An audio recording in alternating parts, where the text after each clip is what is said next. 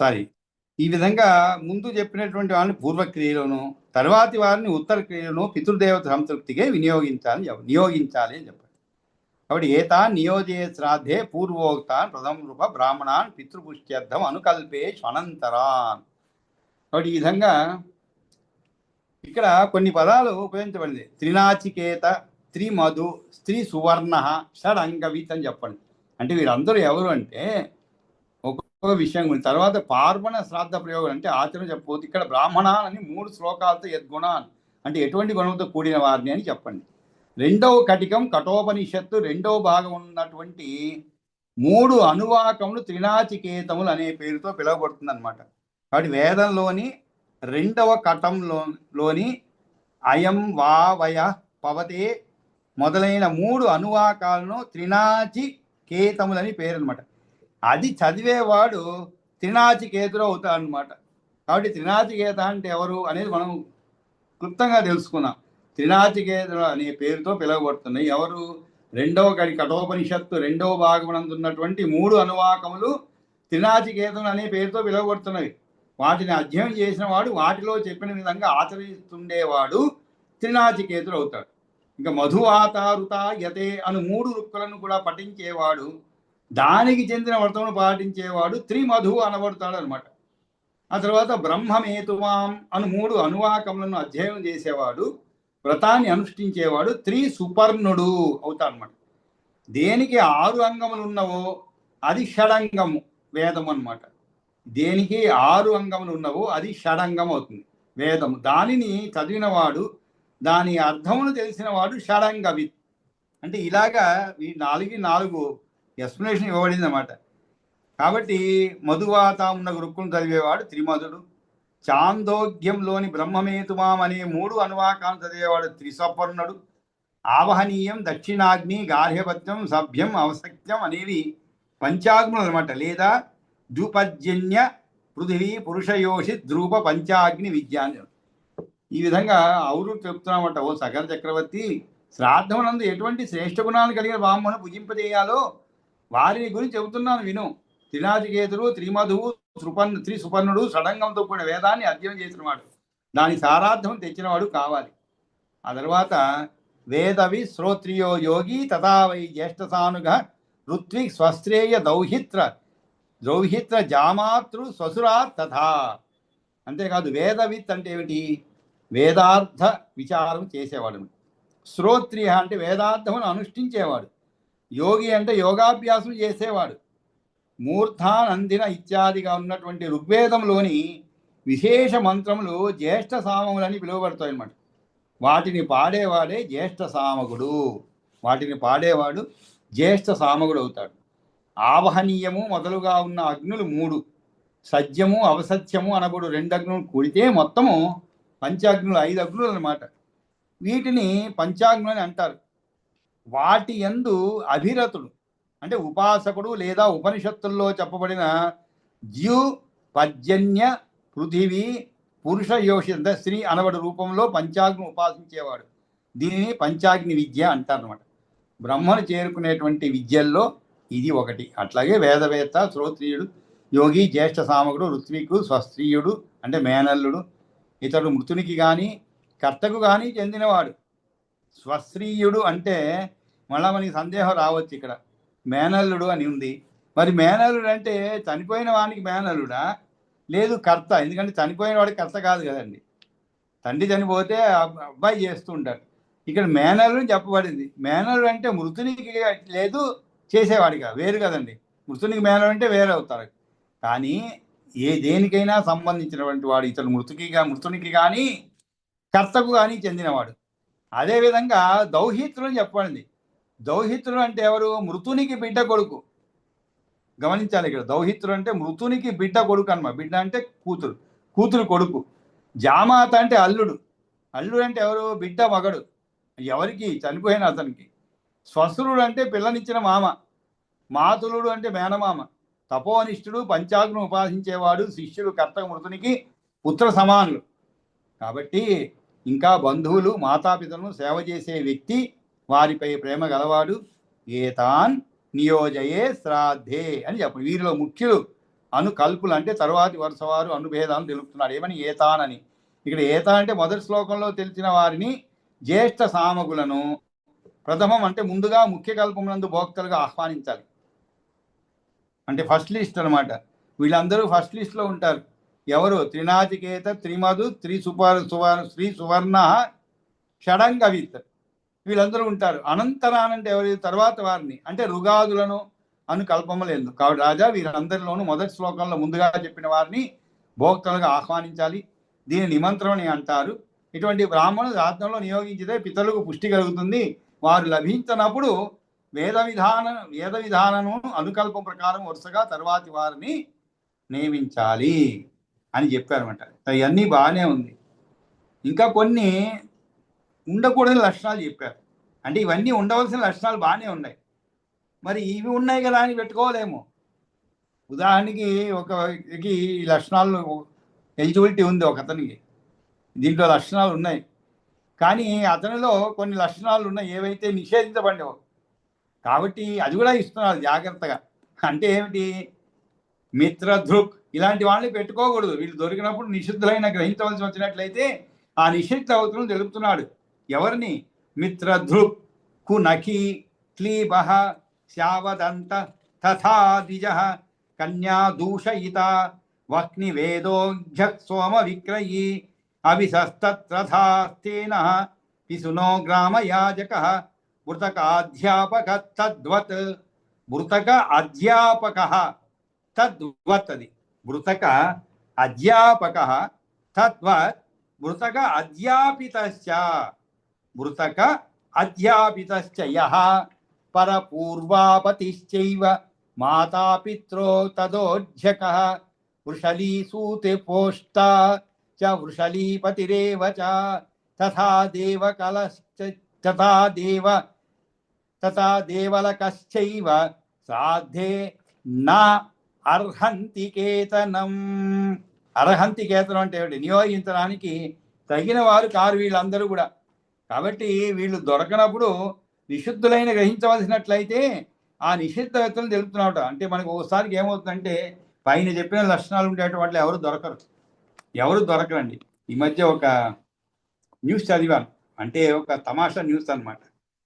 అంటే అది అలా ఇవ్వకూడదు, వేరే విధంగా ఇవ్వాల్సిన న్యూస్ అది. పేపర్లో ఏదో ఒక పోస్ట్ కోసము ఇంటర్వ్యూలు జరిపారనమాట.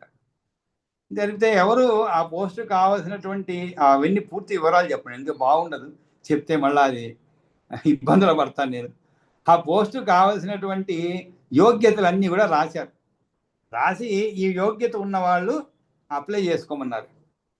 సరే, దురదృష్టవశాత్తు ఆ యోగ్యత ఉన్న వాళ్ళు ఎవరు లేరు. కాబట్టి ఇంకెవరు లేరని చెప్పి వీళ్ళు ఏం చేశారంటే ఒక వ్యక్తిని తీసుకున్నారు, అపాయింట్ చేశారు. ఆ వ్యక్తిని అంతవరకు బాగానే ఉంది. కానీ పేపర్లో న్యూస్ ఇచ్చేటప్పుడు బలాని వాళ్ళని పెట్టుకున్నామంటే సరిపోతుంది, అపాయింట్ చేస్తామని చెప్పి. కానీ న్యూస్లో ఏమిస్తున్నారు? యోగ్యులైనటువంటి వారు ఎవరు దొరకనందువలన ఇతరుని నియమించబడింది అని న్యూస్ ఇచ్చారు. అంటే అర్థం ఏంటి? ఇతను అయోగ్యుడు అయినా కూడా యోగ్యులు ఎవరు లేరు కాబట్టి ఇతనికి అది కొంచెము కించపరిచే విధంగా ఉంటుంది అనమాట. అవన్నీ రాయకుండా బలాని వాళ్ళని ఆ ఉద్యోగంలో నియమించాము, ఆ యొక్క బాధ్యతలు ఇవ్వబడింది అని చెప్తే సరిపోతుంది కదా. కానీ ఇలా ఇచ్చారు. కాబట్టి ఇక్కడ కూడా మనకి ఈ పైన ఉండే క్వాలిఫికేషన్ ఉండే వాళ్ళు ఎవరు దొరకలేదు అనుకోండి, ఎవరినో ఒకరిని వెతుక్కొని ఈ మధ్యకాలంలో ఇంకా తమాషా ఏంటంటే 2 సందర్భాలు చూశాను నేను.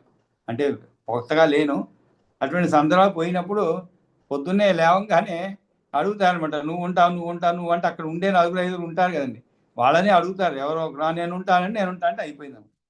కానీ దీనికి ఒక పద్ధతి ఉందండి, బాగా అదొక పద్ధతి ప్రకారం చేయాలి. అవన్నీ కూడా దీంట్లో వివరంగా వస్తుంది. ఎలా నియమించాలి, భోక్తని ఎలా నియమించాలి, మరుసటి రోజుకి ఎవరైతే ఏ స్థానాల్లో కూర్చోబెడదో వాళ్ళని చెప్పాలి ముందుగా, అవన్నీ ఉన్నాయన్నమాట. సరే, కాబట్టి ఇంతకీ ఏ లక్షణాలు ఉన్నట్టు వాళ్ళని స్వీకరించకూడదు అంటే మిత్రధృక్ అని శ్లోకాలు చెప్తున్నారు. కునఖి, మిత్రధృక్, కునఖి అంటే కునఖి అన్నారు. మిత్రధృక్ అంటే ఏమిటి? మిత్రద్రోహం చేసిన వాడు. మిత్రధృక్ అంటే మిత్రద్రోహం చేసిన వాడు. అంటే మనకి అతని చరిత్ర అంతా తెలియాలి, అతని శీలం అంతా తెలియాలన్నమాట మనకి. కాబట్టి మిత్రద్రోహం చేసిన వాడు.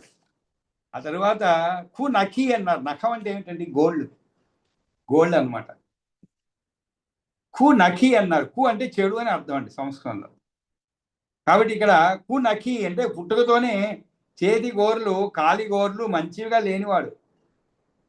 శ్యావదంత అంటే ఏమిటి? సహజంగానే నల్లని పనులు ఉన్నవాడు. గమనించాలి, ఇక్కడ సహజంగానే చెప్పారు, మామూలుగానే అతనికి నల్లని పనులు ఉండేవాడు. అగ్ని వేదోగ్జ అంటే అధికారం కలవాడైనా శక్తిమంతుడు అయినా కూడా అగ్నిహోత్రమును ఆరాధించడు. అగ్ని వేదోజ్జ అన్నారు. అంటే ఏమిటి? అగ్నిని ఆరాధించడు. ఇప్పుడు ఎవరు చేస్తున్నావు అంటే అగ్నిహోత్రం ఎవరు చేయటం లేదు. ఎప్పుడో ఇళ్ళలో ఏదైనా శుభాదేవి జరిగినప్పుడు హోమాలు చేసుకుంటున్నాం, కానీ రోజు అగ్నిహోత్రం ఎవరు చేయటం లేరు. రోజు అగ్నిహోత్రం చేసేవాడు ఉన్నారు రోజు, కానీ ఈ రోజుల్లో తగ్గిపోయారు. వేదాన్ని అభ్యసించడం మానుకున్నవాడు, వదులుకున్నవాడు. అంతేకాదు సోమం అంటే సోమం అనేబడి తిప్పతీగను యాగానికి పనికి వచ్చేది. దీని రసాన్ని దేవతలకు ప్రీతి కలిగించడానికి అగ్నిలో సమర్పిస్తారు. ఇటువంటి సోమలతను అమ్ముకునేవాడు. చూడండి, ఈ సోమలతను అమ్ముకునేవాడు అన్నమాట. వాడు నిషిద్ధం, ఉంచకూడదు. సోమలత అంటే ఏమిటి? ఇక్కడ యాగానికి పనికి వచ్చేది. దీని రసాన్ని దేవతలు ప్రీతి కలిగించడానికి అగ్నిలో సమర్పిస్తారు. చాలా సందర్భాల్లో మనం చదువుకున్నాం అనమాట. అటువంటి వాడు అమ్ముకునేటువంటి వాడు దాన్ని. ఈ విధమైనటువంటి వాళ్ళని పెట్టుకోకూడదు అన్నమాట. ఇంకా కూడా ఏం చెప్పారు? కన్యా దూషయిత వక్ని వేదోజ్జ సోమ విక్రయి అని చెప్పారు. ఇక్కడ కన్యా దూషయిత అంటే ఒక కన్యను తో దుష్ప్రవర్తన చేసినటువంటి వాడు అన్నమాట. అటువంటి వాడిని పెట్టుకోకూడదు. కన్యను పాడు చేసిన వాడు అంటే క్యారెక్టరు ఎంత గొప్పగా ఉండాలి చూడండి. అంత గొప్పటి క్యారెక్టర్ ఉండేవాడినే పెట్టుకోవాలన్నమాట. అంతేకాకుండా ఇంకా కూడా కొన్ని చెప్పారు. అభిశస్త తదా స్థేన అభిశస్త అన్నారు. కాబట్టి ఈ పైన చెప్పినట్టు లక్షణాలు ఉండేవాళ్ళని పెట్టుకోకూడదు. ఇంకా కూడా అభిశస్త అని చెప్పాలి. అభిశస్త అంటే ఏమిటి? నిజమైనా కాకుండా మహాపాతకం చేసిన వాడుగా నిందించబడిన వాడు. అంటే బ్రహ్మహత్య, గోహత్య, గురు తల్పగుడు, సురాపానము, స్వర్ణస్థేయి, ఇవి పంచమహాపాతకములు అన్నమాట. స్థేన అంటే దొంగ, పిసున అంటే ఏమిటి? నమ్మిన వారిపై తప్పులను కొండెము చెప్పేవాడు. ఇవన్నీ మనం ఎలిమినేట్ చేస్తూ పోతే ఎవరన్నా దొరుకుతారు. ఇందాక మీకు చెప్పినలాగానే ఎవరు దొరకరు. అందుకనే మనం ఇంత లోతుగా పోవటం లేదు. మన శ్రాద్ధ గ్రామాల్లో చేసేటప్పుడు ఇంత లోతుగా పోయామంటే మనకి ఎవరు దొరకరు. కాబట్టి పిసున అంటే నమ్మిన వారిపై తప్పులను కొండెము చెప్పేవాడు. ఇది చాలా మంది ఉంటారు. గ్రామ యాజక అన్నారు. అంటే సాధారణ ప్రజలతో పూజలు పురస్కారం చేయించుతూ బ్రతికేవాడు. లేక గ్రామ ప్రజలపై పడి వారిని బలవంత పెట్టి తెచ్చుకున్న ద్రవ్యంతో బలిసిన వాడు గ్రామ యాజక.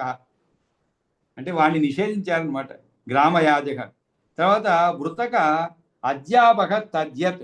మృతక అధ్యాపక అంటే ఏమిటి? మృతకాధ్యాపిత అంటే బతకడానికి భత్యమునిచ్చి చదువుకున్నవాడు, భత్యమును పుచ్చుకొని చదువు నేర్పినవాడు మృతకాధ్యాపకుడు. ఇద్దరు అన్నమాట. మృతక అధ్యాపక తత్వత్ అంటే అదే విధంగానే మృతక అధ్యాపితశ్చ అన్నారు. అధ్యాపకుడు అధ్యాపిత అంటే ఏమిటి? అధ్యాపిత అంటే బ్రతకడానికి భత్యమునిచ్చి చదువుకున్నవాడు. చూడండి ఎంత చక్కగా చెప్పారు. అంటే చదువు పైన ధ్యాస లేదు, బతకడానికి చదువుకున్నాడు అన్నమాట. అంటే మనం చాలా వరకు మనం చేసే అదే కదండి ఈ రోజుల్లో. బతకడానికే చదువు నేర్చుకుంటున్నాం, అంతేగాని మనం ఏదో శాస్త్రాలు నేర్చుకుని ఎవరినో ఉద్ధరించాలని కాదు కదండి. లేచినప్పటి నుంచి 10th వరకు, తర్వాత ఇంటర్మీడియట్ వరకు, ఆ తర్వాత ఇంజనీరింగ్ యథావిధిగా డబ్బులు కట్టడం, డొనేషన్లు కట్టడం, 3 లక్షలు 4 లక్షలు కట్టడం బతకడానికి. అంతేగాని మనకి ఏదో జిజ్ఞాస ఉండి నేర్చుకోవాలని లేదు. అటువంటి వాళ్ళని పెట్టుకోకూడదంట. అంటే వేదాధ్యయనం అలాంటి చేసినామండి. ఈ చదువులు కాదు. ఈ చదువులు ఆ రోజుల్లో లేదు కదండి, కాబట్టి చెప్పలేదు అన్నమాట. ఆ రోజుల్లో చదువులు వేరు, వాటి గురించి చెప్పబడింది అనమాట. మృతగా అధ్యాపిత అంటే బతకడానికి భత్యముని చదువుకున్నవాడు, భత్యమును పుచ్చుకొని చదువు నేర్పినవాడు మృతగా అధ్యాపకుడు. మృతగా అంటే ఏమిటండి? అంటే బతికేందుకు సంపాదించడం అనమాట. అంటే చదువు చెప్పడం అనేది ఒక పవిత్రమైన కార్యంగా ఆ రోజుల్లో నిర్ధారించారనమాట. అంతేకాదు ప్రతి ఒక్కరూ అలాగే మెలిగేవారు. చదువు చెప్పడం అనేది ఒక గొప్ప పవిత్రమైన భావనతో చేసేవాళ్ళు అనమాట. అది అందరికీ రాదు. మనకి చాలా విషయాలు తెలిసి ఉండొచ్చండి, మనలో చాలామందికి చాలా విషయాలు తెలిసి ఉండవచ్చు, కానీ ఇతరులకు తెలపడం అనేది కూడా ఒక గొప్ప విషయం అన్నమాట. కాబట్టి దాన్ని ఊరికే చేయాలి, డబ్బు కోసం చేయకూడదు, డబ్బు కోసం చేయకూడదు అనేది. కానీ ఈ రోజుల్లో డబ్బు కాకుండా ఊరికే చేసేటువంటి వాళ్ళు ఉన్నారు, అక్కడక్కడ చేస్తున్నారు, విద్యాదానం చేస్తున్నారు, కాదంటలేదు. అంతేకాదండి, విద్యాదానం స్వయంగా చేయలేకపోయినా అలా చదువుకునే వారికి ప్రోత్సాహాలు ఇస్తూ వాళ్ళని చదివిస్తున్నారు, అది కూడా విద్యాదానం చేసినంత ఫలితమేనండి. చాలామంది అలా చదువుకోని వాళ్ళు కూడా విద్యాదానంలో ముందు అగ్రేసరుగా ఉన్నారు, అంటే ముందుగా ఉంటారు.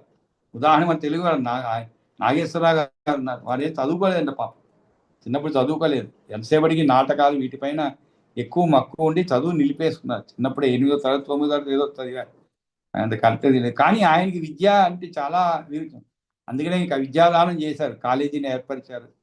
ఆ కాలేజీలో డిగ్రీ ఇప్పుడు మొన్న చూశాను, అటువైపు పోయినప్పుడు గుడివాడ సైడ్ పోయినప్పుడు ఇంజనీరింగ్ కాలేజీలో పెట్టారు. కాబట్టి ఆ విధంగా విద్యాదానం చేసే వాళ్ళు కూడా గొప్పే అన్నమాట, కానీ స్వయంగా చెప్పలేకపోయినా కూడా. కాబట్టి ఇక్కడ అభిశప్తులు అంటే పలు నిందల పాలైన వాడు, దొంగ కొండమని చెప్పేవాడు, గ్రామ యాజకుడు, పురోహితుడు, వేతనం తీసుకొని చదువు నేర్పేవాడు. ఒక పురోహితుడు ఉన్నాడు, పురోహితుడిని భక్తగా పెట్టుకోకూడదు, ఎందుకంటే వాడి వృత్తే అది, ఆయన రోజు పౌరోహిత్యం చేస్తూ ఉంటారు. కాబట్టి అవిశస్తదాతేన పిసునో గ్రామయాజక మృతక అధ్యాపక తద్వత్ మృతకాధ్యాపితశ్చయ. ఇంకా పర పూర్వాపతిశ్చైవ మాతాపిత్రో తదోజ్జక. పరపూర్వ అంటే, పరపూర్వ అంటే ఇతరునికి ఇవ్వబడిన స్త్రీకి రెండవ మగడు అనమాట. ఇతరునికి ఇవ్వబడిన స్త్రీకి రెండవ మగడు పరపూర్వ అంటే మొదటి వాదిని వదిలి వచ్చిన దాన్ని చేసుకున్నవాడు, మొదటి భర్తను వదిలి వచ్చిన వాడిని, మరణించిన చెప్పలేదు ఇక్కడ, బాగా గమనించాలండి.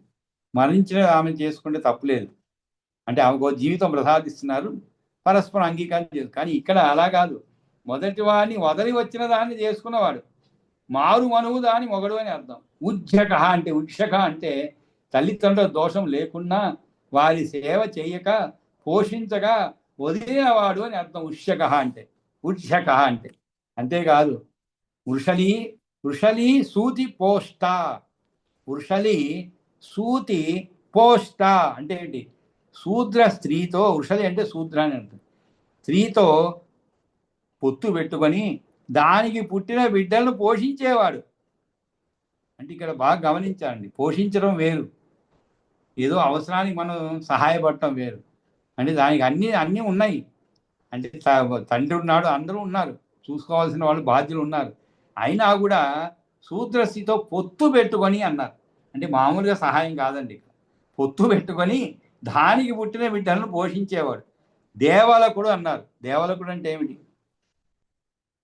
3 ఏండ్లు ధనమును ఆశించుతూ దేవాలయంలో అర్చన చేసేవాడు దేవలకుడు అంటారు. తథా దేవలకశ్చైవ శ్రాద్ధే నార్హంతి కేతనం.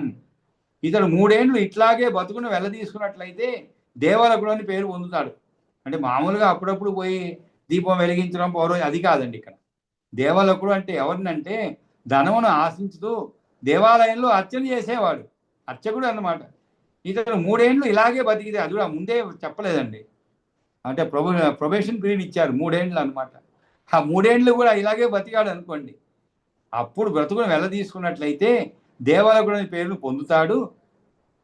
కాబట్టి ఇటువంటి వారందరూ కూడా శ్రాద్ధే నార్హంతి కేతనం. కాబట్టి ఇటువంటి వాళ్ళను శ్రాద్ధంలో ఉంచడానికి లేదు అని చెప్పండి. ఇతడు కవ్యములందు పనికిరాడు, అనర్హుడు, నియమింపకూడదు. ఇక్కడ మళ్ళా హవ్యము కవ్యము రెండుండండి. హవ్యం అంటే ఏమిటి, యజ్ఞయాగాది వైదిక కర్మలు అనమాట. కవ్యము అంటే పితృకార్యములు, యజ్ఞయాగాది అంటే శుభానికి చేసేటువంటివి అనమాట. కవ్యము అంటే పితృకార్యములు అని ధర్మశాస్త్రాలు చెబుతున్నాయి. కేతనం అంటే నిమంత్రణము, కేతనము అంటే నిమంత్రణము అంటే శ్రాద్ధములో భోక్తగా పిలుచుట అని అర్థం ఉంటుంది. కాబట్టి ఈ 2 కేటగిరీ వాళ్ళని కూడా చెప్పబడింది అన్నమాట. అంటే ఎవరెవరిని నియమించవచ్చు, ఎవరిని నియమించకూడదు అనేటువంటి విషయాన్ని బ్రాహ్మణాన్ భోజయే శ్రాద్ధే యద్గుణాన్ సన్నిబోధమే త్రినాచికేత త్రిమధు త్రి సువర్ణ షడంగవి వేద విశ్రోతియో యోగి తథా వై జ్యేష్ఠ సామక ఋత్విక్ స్వశ్రేయ దౌహిత్ర జామాతృ స్వసురా తథా మాతులో వధ తపోనిష్ట పంచాజ్ఞభిరతస్తదా శిష్యా సంబంధినచ్చైవ మాతాపితృతచ్చ ఏతాన్ నియోజయే శ్రాద్ధే పూర్వోక్తాన్ ప్రథమం నృప బ్రాహ్మణాన్ పితృపుష్ట్యర్థం అనుకల్పేషు అనంతరాన్. తర్వాత మిత్రధృ కునకీక్లీవ శావదంత తదా ద్విజ కన్యా దూషయితా వహ్ని వేదాంధ్య సోమ విక్రయీ అభిసస్తదాస్తేన పిసునో గ్రామయాజక వృతకాధ్యాపకస్తద్వత్ వృతకాధ్యాపితశ్చయ పరపూర్వాపతిశ్చైవ మాతాపిత్రో తదోజ్జక వృషలీ సూతిపోష్టా చ వృషలీపతిరేవ చ తథా దేవకలశ్చైవ శ్రాద్ధే నా అర్హంతి కేతనం. కాబట్టి నియోగించడానికి కేతనం అంటే, కాబట్టి ఆ నియోగించడానికి వీరందరూ కూడా పనికిరారు అనేటువంటి విషయాన్ని చక్కగా వివరంగా చెప్పబడింది అనమాట. ఆ తరువాత ఏమి చేయాలి, ఎలా చేయాలి, వీళ్ళు నియమించడానికి అనే దానికి కూడా ఒక పద్ధతి ఇచ్చాడనమాట. ఏమిటి? ప్రథమే అహిని బుధ శస్త్రాన్ శ్రోత్రియాదీన్ నిమంత్రయే. ప్రథమే అహ్ని అంటే ఇప్పుడు శ్రాద్ధ ప్రయోగం చేసే విధానం చెప్తున్నాను అనమాట. పైత్ర దైవికాన్ అంటే వీరు పితృస్థానంలో కూర్చునేవారు అని అర్థం. పైత్ర్య దైవికాన్, పైత్ర్య దైవికాన్ అంటే వీరు పితృస్థానంలో కూర్చునేవారు, వీరు విశ్వే దేవతలు మరియు విష్ణు స్థానంలో కూర్చోదగిన వారు అని ఏర్పాటు చేయవలను. లేదా పితృదేవ సంబంధులు అక్రోధనులు అంటే కోపం లేనివారు, బాహ్యాభ్యంతర శౌచము కలవారు అని నియోగం ఉన్నందువల్ల బుద్ధిమంతుల శ్రాద్ధగత ఏం చేయాలి? తద్దినమునకు ముందటి దినమునందు ప్రథమే అగ్ని బుధ. బుధ అంటే బుద్ధిమంతుడైన వాడు అని అర్థం. అంటే చూడండి, బుద్ధిమంతుడైన వాడు అని ముందు రోజు నియమించాలంటే అర్థం ఏంటి? ఆ రోజు నియమించకుండా అప్పుడప్పుడే చేసేవాడు బుద్ధి లేనివాడు అని అర్థం. అది చెప్పకుండా ఇలా చెప్పబడింది అనమాట. ఏదో ఒక మా చిన్నప్పుడు చెప్తున్నారు మా టీచర్, ఒక పార్లమెంట్లో ఇలాగే అక్కడ బ్రిటిష్ పార్లమెంట్లో ఎక్కడో ఉన్నటువంటి ఒక అధికార పక్షం వాళ్ళు ఇక్కడ ఉండేటువంటి వాళ్ళలో చాలామంది మూర్ఖులు ఉన్నారు అని ఏదో చెప్పారనమాట. అప్పుడు అందరూ గొడవ పెట్టుకున్నారనమాట, ఎవరెవరు మూర్ఖులు ఏమి చెప్పాలని చెప్పి. అప్పుడు ఆయన చెప్పాడంట, సగం మంది మూర్ఖులు సగం మంది మంచి వాళ్ళు ఉన్నారని చెప్పాడు. ఆ విధంగా ఇక్కడ కూడా మనకి ప్రత్యేకంగా చెప్పకుండా జాగ్రత్తగా ముందు రోజు నీ శ్రాద్ధానికి ముందు రోజునే బుద్ధిమంతుడైన వాడు ప్రశస్తికి ఎక్కిన శ్రోత్రియం ఉన్న వారిని ఏం చేయాలి? ఆమంత్రణం చేయాలి. కథయేచ్ఛ తదైవ ఏషాం, అదేవిధంగా వారికి కథయేచ్ఛ అంటే చెప్పాలి ఏమని? తథైవ ఏషాం నియోగాన్, వారికి పైత్ర దైవికాన్ పితృదేవస్థానమో విశ్వే దేవస్థానమో నియోగించి చెప్పాలన్నమాట. మెచ్చదగిన వారైన శ్రోత్రులను వైదికర్మనిష్టలను భోక్తలుగా పిలవాలి. మరియు వారికి మీరు పితృస్థానంలో, మీరు దేవతల స్థానంలో భోక్తలుగా వేయించేయాలి అని పిలవాలి, చెప్పాలి అన్నమాట ముందు రోజే. ఆ తర్వాత ఏం చేయాలి? తతః క్రోధ వ్యవాయాదీన్, క్రోధ వ్యవాయ ఆదీన్, ఆయాసం యాదీన్ ఆయాసం తైద్విజై సహా. సరే నియమించాలి మీరు, వారికి చెప్పినట్లే చేయాలి అని చెప్తా. ఏమిటి? ఆ తర్వాత ఏం చేయాలి? వాళ్ళ ఎడలు ఎలా ఉండాలి? కోపం ప్రదర్శించకూడదు. శ్రాద్ధం పెట్టే యజమాని ఆ ద్విజులతో కోపగించకూడదు. నిమంత్రితులైనటువంటి బ్రాహ్మణులతో పాటు శ్రాద్ధకర్త కోపం తెచ్చుకోరాదు. స్త్రీ సంగమం చేయకూడదు. అలసిపోయే పనులు మానుకోవాలి. కాగా ఇందులో చెప్పరాని దోషం ఒకటి ఉన్నది, అది ఇది అని చెప్పి కింద చెప్తున్నాను అనమాట. ఇంకా ఏమిటి? శ్రాద్ధం పెట్టే యజమాని ద్విజులతో కోపగించకూడదు. ఇంకనూ ఆ ద్విజులతో వ్యవాయము అంటే ఏమిటి? ఎడబాటు మొదలుని కలిగి ఉండరాదు. వ్యవా ఆదీన ఆయాసం అన్నారు. ఆ ద్విజులకు ఆయాసం అనగా ఏమిటి? శ్రమను కలిగించరాదు. ఆ ద్విజులకు ఆయాసం అంటే శ్రమను కలిగించరాదండి. అట్లు చేసినచో అది కర్తకు యజమానో నా కుర్వీత దోషస్తత్ర మహాన్ అయం. ఏమిటి? వాళ్ళకి ఆయాసం కలిగించడం అంటే ఏమిటి? కష్టపెట్టడం అని అర్థం అండి. వాళ్ళని కష్టపెట్టడం అనమాట. ఏదైనా అడిగితే చిరాకు చెప్పడం, చిరాకుగా ఉండటం. అంటే పాపం వాళ్ళు ఏదో నువ్వు అడిగారని చెప్పి ఆయా స్థానాలు ఉండేందుకు ఒప్పుకున్నారు. వాళ్ళ ఎడల నువ్వు యజమాని ఎలా ఉండాలంటే విషయాన్ని ఇక్కడ చెప్తున్నాను అనమాట. ఇంకా ఏం చెప్తున్నారు? శ్రాద్ధే నియుక్తో భుక్త్వా బోధయిత్వా నియుజ్య వ్యవాయి రేతసోగర్తే మజ్జయత్యాత్మన పితృన్. తర్వాత పెద్ద తప్పుని చెప్తున్నాడు. ఏమిటి? శ్రాద్ధే, శ్రాద్ధం నందు నియోగింపబడిన వాడు ముందటి దినమునందు కడుపారా భుజించి పరదినమునందు స్త్రీ సంఘం చేయుట, కర్త కూడా ఇట్లే చేయుట. ఇవి చాలా ఘోరమైన అపచారాలు అన్నమాట. కాబట్టి తస్మాత్ ప్రథమత్రోక్తం శ్రాద్ధే నియుక్తో భుక్త్వా వా భోజయిత్వా నియుజ్య చ. శ్రాద్ధే నియుక్తో భుక్త్వా వా భోజయిత్వా నియుజ్య చ అంటే ఏమిటి? ఆ నియుక్తులైన భోక్త భోజనం చేసి కానీ, శ్రాద్ధ విషయంలో భోజనం పెట్టి కానీ, భోజనానికి నియోగించి కానీ, స్త్రీ సంగమం చేసి కానీ ప్రవర్తిస్తే తన పితరులను రేతకుండమనే నరకంలో పడవేస్తాడు. వివాహి రేతసో గర్తే మజ్జయతి ఆత్మన పిత్రోన్. మజ్జయతి అంటే ఏమిటి? దాంట్లో పడవేయడం. ఏ దేంట్లో? రేతకుండం అనేటువంటి నరకంలో పడవేస్తాడనమాట. కాబట్టి చాలా జాగ్రత్తగా ఉండాలి. ఎవరైతే నియమించబడ్డారో ఒకవేళ ఈ గొడవ ఎందుకని చెప్పి మరుసటి రోజు నియమిస్తున్నాడు అంటే అదే రోజు ఏ రోజైతే, ఎందుకంటే ముందు రోజు నియమిస్తే కొంచెం పవిత్రంగా ఉండాలి, ఇవన్నీ తప్పు చేయకుండా అనమాట. కాబట్టి అలా అవసరం లేకుండా ఆ రోజే అనుకోండి, 1 గంట ముందు 2 గంటల ముందు నియోగిస్తే ఏ ఇబ్బంది లేదనమాట. కాబట్టి శ్రాద్ధంలో నియుక్తులైనాక భుజించుట దోషము, భుజింపజేసి నియమించుట దోషము. అంతేకాదు, ఇంతే కాకుండా నియుక్తుడై అయినాక ఆనాటి రేయి లేక శ్రాద్ధ భోజనం చేసిన రాత్రి భోక్తలన ఇల్లాలతో కూడినట్లయితే ఇది మహాదోషం. శ్రాద్ధ భోజనము చేసిన రాత్రి కూడా అండి, ముందు రోజే కాదు, ఆ రోజు కూడా. అందుకని ఇక్కడ వివాహి రేతసోగత్తే మధ్యయత్య ఆత్మన పితృన్ శ్రాద్ధే నియుక్తో భూత్వా వా భోజయిత్వా నియుజ్యచ.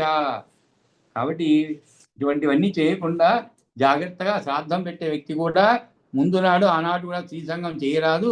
అట్లయిన తర్వాత తన తల్లిదండ్రులను రేతస్సు యొక్క గుంటలో ముంచినవాడు అవుతాడు. ఇది చాలా చాలా పెద్ద తప్పు సుమా. కాబట్టి ఏం చేయాలి? తస్మాత్ ప్రథమత్రోక్తం ద్విజాగ్ర్యాణం నిమంత్రణం అనిమంత్ర్య ద్విజాన్ గేహం ఆగతాన్ భోజయేత్ యతీన్. కాబట్టి నియంత్రితులు కాకుండా ఒకవేళ తటాలను వచ్చిన యతి అయినందువల్లనే అతనిలో ముందు తెలిసిన దోషం లేవు కనుక అందువల్ల శ్రాద్ధంలో ముందు ఆహ్వానించిన యోగ్యులుగా మొదలు చెప్పిన వారికి నిమంత్రణం చేయాలి. తస్మాత్ ప్రథమ మంత్రోక్తం ద్విజాగ్ర్యాణం నిమంత్రణం. ప్రథమ మంత్రోక్తం అంటే ముందు రోజునే శ్రాద్ధ విషయమై నిమంత్రించాలి చెప్పబడింది. ఆమంత్రణం చెయ్యకుండా అంటే పిలవకుండా అనిమంత్ర్య అంటే ఎవరు పిలవలేదు అయినా కూడా ద్విజాన్ గేహం ఆగతాను. ఒకవేళ అలా ఇంటికి కనుక ద్విజులు కానీ యతులు కానీ వస్తే భోజయేత్ యతీన్, వారు వస్తే వారికి కూడా భోజనం పెట్టాలి ఆ రోజు. కాబట్టి అందువలన శ్రాద్ధంలో ముందు ఆహ్వానించిన యోగ్యులుగా మొదట చెప్పిన వారిని నిమంత్రణం చేయాలి. నిమంత్రణము ఆహ్వానం లేకున్నప్పటికీ అప్పుడే ఇంటికి వచ్చిన బ్రాహ్మణను యతులను శ్రాద్ధంలో భుజింపజేయాలి. అభ్యాగత స్వయం విష్ణు. అభ్యాగత స్వయం విష్ణు. ఎవరైనా అలా వచ్చారనుకోండి, ఎదురొచ్చారనుకోండి, చెప్పకుండా వాళ్ళు విష్ణువుతో సమానం. కాబట్టి అభ్యాగత స్వయం విష్ణు అని కదా పెద్దల మాట. కాబట్టి ఇలా చేయాలి. తర్వాత వారి అందరినీ ఏం చేయాలి? పాద శౌచాదినా గేహం ఆగతాన్ పూజయే ద్విజాన్. అంటే వారిని అందరినీ కూడా కాళ్ళు కడుగుట వంటి అతి సత్కారాలతో పూజలు చేయాలి. ఎవరిని? ఈ విధంగా అనుకోకుండా వచ్చినటువంటి వాడిని పవిత్ర పాణి రాచాంతాన్ ఆసనేషు ఉపవేశయే. వాళ్ళందరినీ కూడా చక్కగా తాను పవిత్రమును చేతికి పెట్టుకొని బ్రాహ్మణులు ఆచరణ చేసిన పిదప తగిన దర్భాసనమైన కూర్చుండబెట్టాలి. ఇతని ఇంటికి వచ్చిన ద్విజోత్తములను ఇది ఇంటికి వచ్చిన వాళ్ళ గురించి అండి. ఇంకా ఆ నియంత్రించిన వాళ్ళని మరుసటి రోజు గురించి చెప్తారు. పాద ప్రక్షాళన ఉన్న క్రియతో పూజించాలి. పవిత్రము ధరించినటువంటి హస్తంతో ఆచరణం చేయించి వారిని ఆసనంపై కూర్చోబెట్టాలి. పితృణాం అయుజో యుగ్మాన్ దేవానాం ఇచ్చయా ద్విజాన్ దేవానాం ఏకమేకం వా పితృణాం చర్యోజయేత్. ఇంకా పితృలకు ఆయుధులు అంటే ఇద్దరు కాక ముగ్గురు, దేవతలకు యుగ్మములు అంటే ఇద్దరు చొప్పున కానీ లేదా తన యొక్క ఇష్టం ప్రకారం యథాశక్తిగా భుజింపజేయాలి. లేదా పితరులకు విశ్వేదేవులకును ఒక్కొక్కరు చొప్పునైనా పితరుల స్థానంలో ముగ్గురిని ఆయుజ అంటే విశ్వేదేవత స్థానంలో ఇద్దరిని యుగ్మ చొప్పున నియమించుకోవచ్చును. లేదా అందరినీ కలిపి ఒక్కొక్కరు చొప్పున నియమించవచ్చును. ఇది కర్త యొక్క ఇచ్ఛను అనుసరించి ఉంటుందన్నమాట. ఇచ్ఛ అంతేకాకుండా అందుబాటు తర్వాత వారి వారి సౌకర్యాలు ఉంటాయన్నమాట. కాబట్టి కొంచెం ఫ్లెక్సిబిలిటీ ఇచ్చారు. కాబట్టి పితరుల స్థానంలో ముగ్గురిని, అయుజ అంటే విశ్వే దేవత స్థానంలో ఇద్దరిని యుగ్మాన్ చొప్పున నియమించుకొనవచ్చును, లేదా అందరినీ కలిపి ఒక్కొక్కరి చొప్పున నియమించవచ్చును. ఇది కర్త యొక్క ఇచ్ఛను అనుసరించి ఉంటుందండి. పితॄణాం చ నియోజయే దేవానాం ఇచ్ఛయా ద్విజాన్, పితॄణాం ఐజో యుగ్మాన్ దేవానాం ఇచ్ఛయా ద్విజాన్. ఇచ్ఛయ అంటే కోరిక, అంటే వాళ్ళ అనుసరించి, వాళ్ళ కోరికను అనుసరించి నియమించుకోవచ్చు. తథా మాతామహ శ్రాద్ధం, అదేవిధంగానే మాతామహ శ్రాద్ధం వైశ్వదేవ సమన్వితం కుర్వీత భక్తి సంపన్న తంత్రం వా వైశ్వదేవికం. ఇక్కడ అంటే మామూలుగా మనం తర్పణాలు వదిలేటప్పుడు ఇంతకుముందు ఇలా చెప్పుకున్నాం. తర్పణ వదిలేటప్పుడు 2 పద్ధతులు ఉన్నాయండి. ఒకటి 2 వర్గాల వారికి చేయడం. అంటే 2 వర్గాలు అంటే ఏమిటి? ఒకటి పితృవర్గం, ఇంకోటి మాతృవర్గం అన్నమాట. పితృవర్గం అంటే ఏమిటి? తండ్రి. తర్పణం తండ్రి పోతేనే చేస్తాం. కాబట్టి తండ్రి, తండ్రికి తండ్రి, తండ్రికి తాత, ముగ్గురికి చేస్తాను. అదేవిధంగా తల్లి, అంటే తండ్రి పక్కన తల్లి ఉంటుంది కాబట్టి తల్లి, ఆ తర్వాత నానమ్మ, ఆ తర్వాత ముత్తాదు, అక్కడ ముగ్గురు, అంటే నాన్నకు నానమ్మ, వీళ్ళందరూ వస్తారు, ముగ్గురు వస్తారు. అంతేకాకుండా తల్లి వైపు తల్లికి తండ్రి ఒక లేకుంటేనండి, తల్లికి తండ్రి, తల్లికి తాత, అదేవిధంగా తల్లి తండ్రికి తాత, ఆ ముగ్గురు తీసుకోవచ్చు. అదేవిధంగా ముగ్గురు స్త్రీలు అటువైపు. కాబట్టి ఇలాగా 2 వర్గాలు, అది 2వ వర్గం అనమాట. కాబట్టి కొంతమంది ఏం చేస్తారంటే ఒక వర్గం వారినే చూసుకుంటారు. తర్పణాలు కూడా దానికి పద్ధతి. ఒక వర్గం వాళ్ళని తీసుకున్నప్పుడు ఒక దర్భను వేసి, ఇద్దరు అనుకోండి, 2 దర్భలు వేసి ఆహ్వానించి, దాంట్లో అంటే ఒక్కొక్క దర్భ ఒక దర్భ వచ్చి పితృగణం వాళ్ళకి, ఇంకో దర్భ మాతృగణం వాళ్ళకి అని చెప్పి ఆ విధంగా వాళ్ళ తర్పణాలు వదలటము, ఉత్తానం చేయటం అన్నీ జరుగుతుందన్నమాట. కానీ చాలామంది ఒకవైపు, ఎందుకంటే మాతృవు అంటే మేనమామ ఉన్నాడు అనుకోండి, మేనమామ చూసుకుంటాడు ఆయన.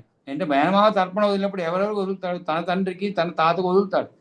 కాబట్టి వాళ్ళ గురించి మనం పట్టించుకోని అవసరం లేదు. ఒకవేళ లేదు అనుకున్నారు, ఉదాహరణకి ఆ మేనమామ లేరు, మేనమామ ముందే చనిపోయారు ఉదాహరణకి, చనిపోయినప్పుడు ఇంకా ఒకే అబ్బాయి అనుకోండి, అంటే అమ్మకు తమ్ముడు ఒకడే, అలాంటప్పుడు చెయ్యొచ్చు, మనం తప్పులేదు. ఎందుకంటే అమ్మాయిలే ఉన్నారనుకోండి, 2 అమ్మాయిలే ఉన్నారు, లేదు 3 అమ్మాయిలు, ఉదాహరణకి నా తల్లి వాళ్ళు 3 అమ్మాయిలు, ఒక అబ్బాయి అనుకోండి, అబ్బాయి చనిపోయాడు, కాబట్టి ఎవరు వదులుతారు? ఎవరు వదలరు. కానీ మన శాస్త్రం, ధర్మశాస్త్రంలో ఇంకా చాలా గొప్పదండి హిందూ ధర్మం. ఎందుకంటే ఇవన్నీ చెప్పి కూడా మీరు అటు పితృగణము మాతృగణం చెప్పి, ఇంకా కూడా ఎవరెవరికైతే ఇటువంటి తర్పణం వదిలేందుకు ఎవరు లేరో, బంధుగణాలు లేరో, వాళ్ళకి కూడా ఈ తిలోదకం చేరుతుందని చెప్పి మంత్రపూర్వకంగా చదువుతాం. అంటే ఏమిటి? మనం వదిలిపెట్టలేదు వాళ్ళని కూడా. మనకి తెలియనటువంటి వాళ్ళైనా, లేదు ఇటువంటి తెలిసి కూడా మనకి ఎవరికైనా ఇటువంటి చేసేందుకు ఎవరు లేనటువంటి వారికి కూడా మనం చేసే విధంగా మంత్రం ఉంది. కాబట్టి ముఖ్యంగా అంటే ప్రాధాన్యత ఇలాగా, ఆ తర్వాత అవి కూడా వస్తాయి అన్నమాట. కాబట్టి ఈ విధంగా తన శక్తిని అనుసరించి పితృపక్షంలో ఇద్దరిని కానీ, దేవపక్షంలో ఇద్దరిని కానీ చేసి, తథా మాతామహశ్రాద్ధం, అదేవిధంగా మాతామహశ్రాద్ధం వైశ్వదేవ సహితంగా చేయాలి. అలా కాని పక్షంలో పితృపక్షం, మాతామహపక్షం వారికి ఇద్దరికి అత్యంత భక్తియుక్తులై ఒకే వైశ్యదేవ శ్రాద్ధం పెట్టాలి. పూర్వీత భక్తి సంపన్న తంత్రం వా వైశ్వదేవికం. కాబట్టి ఇక్కడ తంత్రం జరుగుతున్నాడు. ఏమని? తన పితరుల యొక్క మరియు మాతామహుల యొక్క శ్రాద్ధముల యందు ఒక్కరినే, అంటే విడివిడిగా కాక విశ్వేదేవత నియమించుకోవాలట. అంటే పూర్వము తన పితరులకే కాకుండా తన తల్లి యొక్క తల్లిదండ్రులకున్నూ శ్రాద్ధం పెట్టు ఆచారం ఉండేదండి. తన తల్లి యొక్క తల్లిదండ్రులకున్న, ఇందాక చెప్పుకున్నాము, తల్లికి మనం పెట్టవలసిన అవసరం ఉండదు, ఎందుకంటే ఆమెకి తమ్ముడు ఎవరో ఉంటారు, వాళ్ళు చూసుకుంటారు. కాబట్టి ఇక్కడ తన తల్లి యొక్క తల్లిదండ్రులకును శ్రాద్ధం పెట్టు ఆచారం ఉండేది. అంటే అమ్మమ్మ సైడ్ అన్నమాట, అమ్మమ్మ తాత అలాగే. కానీ ఆ పద్ధతిలో పితరుల శ్రాద్ధంలో విశ్వేదేవులు, మాతామహుల శ్రాద్ధంలో విశ్వేదేవులు అని వేరువేరు కాకుండా 2 శ్రాద్ధాలను కలిపి అని దీన్ని షట్పిండ విధానం అని అంటారు. షట్పిండం విధానము అంటారు. కాబట్టి తల్లిదండ్రులకు 3 పిండములు, మాతామహులకు గురించి 3 పిండములు, మొత్తం 6. తంత్రమైతేనో అనుద్దేశ్య అనుష్ఠానం గనుక సమానమే అయి ఉంటున్నందున సజాతీయులైనందువలన ఏకకార్యకరం అవుతుంది. అమావాస్య నాడు మరియు పవిత్ర తీర్థములకు గంగా గోదావరిల వద్దకు పోయినప్పుడు అక్కడ ఆచరించే తీర్థ శ్రాద్ధం వలనే ఉంటుందన్నమాట. కాబట్టి అట్లాగే మాతామ శ్రాద్ధాన్ని విశ్వేదేవతతో కూడిన దానినిగా భక్తి సంపన్నుడై చేయాలి. దాని తంత్రము వైశ్వదేవికి వలె ఉంటుంది అని చెప్పి ప్రాంగ్ముఖాన్ భోజయేత్ విప్రాన్ దేవానాం ఉభయ ఆత్మకాన్ పితృమాతామహానాం చ భోజయేచ్చాపి ఉదన్ముఖాన్. తర్వాత ఎవరిని ఏ ముఖంగా కూర్చోబెట్టాలి అనే విషయం గురించి చెప్తున్నాను అనమాట. ఉభయ ఆర్ధగా అంటే ఇద్దరిని చెందిన విశ్వేదేవ స్థానంలో కూర్చున్న ఆహ్వానింపబడిన బ్రాహ్మణును, పితరులు మాతామహ స్థానీయులైన భోక్తలను ఉత్తరం వైపు ముఖాలను కలవారినిగా అని అన్వయం అంట. భోజయేత్ అంటే భోజనం కొరకు కూర్చోబెట్టాలి. పితృ శ్రాద్ధంలో మాతామహ శ్రాద్ధంలోనూ అన్వయించున్న విశ్వేదేవ స్థానంలో నియమితులైనటువంటి బ్రాహ్మణును తూర్పు వైపు ముఖం కలవారిగా ప్రాంగ్ముఖాన్ భోజయేత్ విప్రాన్ దేవానాం ఉభయాత్మకాన్. ఉభయ ఆత్మకాన్ అంటే ఏమిటి? ఇరుపక్షాల వారు అని అర్థం. అంటే పితృపక్ష మాతామహపక్ష అని అర్థం.